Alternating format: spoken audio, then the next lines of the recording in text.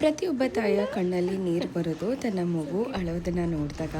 ನನಗೂ ಇವತ್ತು ಅದೇ ರೀತಿ ಫೀಲ್ ಆಯಿತು. ಪಾಪುಗೆ ಕಿವಿ ಚುಚ್ಸೋಕ್ಕೆ ಅಂತ ಕರ್ಕೊಂಡು ಹೋಗಿದ್ವಿ. ಹೋಗ್ತಾ ಏನೋ ಖುಷಿಯಾಗೇ ಹೋದೆ.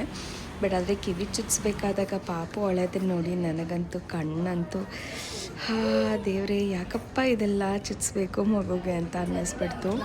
ಬಟ್ ಅದು ಕಂಟ್ರೋಲ್ ಮಾಡ್ಕೊಂಡಿದ್ದು ನೋಡಿ ನನಗೆ ಇನ್ನೂ ದುಃಖ ಜಾಸ್ತಿ ಆಯಿತು. ಸ್ಟಾರ್ಟಿಂಗ್ ಅಂತೂ ಅವನಿಗೇನೂ ಗೊತ್ತಾಗಲಿಲ್ಲ. ಕಿವಿ ಚುಚ್ಚಬೇಕಾದಾಗ ತುಂಬ ಜೋರಾಗಿ ಅರ್ಚ್ಬಿಟ್ಟ. ನನಗಂತೂ ಚುಚ್ಚೋದೇ ಬೇಡವಾಗಿತ್ತು ಅಂತ ಅನ್ನಿಸ್ತು. ಇವಾಗ ನೋಡಿ ಅದು ಪಾಪ ಕಂಟ್ರೋಲ್ ಮಾಡ್ಕೊಂಡು ತುಂಬ ದುಃಖ ಪಡ್ಕೊಳ್ತಿದ್ದಾನೆ. ಅವನು ಅಳಕ್ಕೆ ಶುರು ಮಾಡಿದಾಗ ನನಗೆ ಒಂಥರ ಅಳಕ್ಕೆ ಶುರು ಆಗೋಯ್ತು. ಅವನಿಗೆ ನೋಡೋಕ್ಕೂ ಆಗ್ತಾ ಇರಲಿಲ್ಲ. ನಾನು ಗಟ್ಟಿಯಾಗಿ ಹಿಡಿದು ಅವನಿಗೆ ಚುಚ್ಚಿಸ್ತಾ ಇದ್ದೀನಲ್ಲ ಅಂತ ಬೇಜಾರಾಗೋಯ್ತು ನನಗಂತೂ. ಬಟ್ ಆದರೆ ಎಲ್ಲೋ ಒಂದು ಕಡೆ ತಾಯಿ ಜೀವ ಮಕ್ಕಳು ಒಳ್ಳೆಯದಕ್ಕೆ ಬಯಸುತ್ತೆ ಅನ್ನೋವಂಥದ್ದು ಇನ್ನೊಂದು ಕಡೆ ಸತ್ಯ.